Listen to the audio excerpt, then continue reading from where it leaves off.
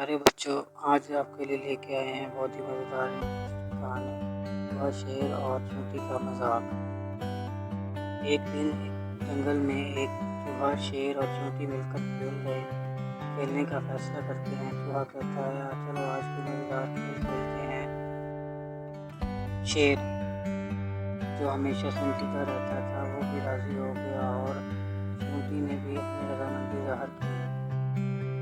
باری باری اپنے بارے میں کوئی ایک مزیدار بات بتانی ہوگی، جو سب سے زیادہ ہنسائے گا وہ جیت جائے گا۔ سب سے پہلے چوہا شروع ہوا۔ چوہا بولا، ایک دن میں نے سوچا کہ کیوں نہ بلی کو چیلنج کیا جائے۔ میں بلی کے سامنے کھڑا ہو گیا اور زور زور سے چیخنے لگا۔ بلی حیران ہو گئی۔ میں بھاگتے بھاگتے پنجرے میں جا کر چھپ گیا۔ بلی نے پورا دن انتظار کیا لیکن آخر کار سچ چلی گئی۔ سب ہنسنے لگے۔ جب شیر کی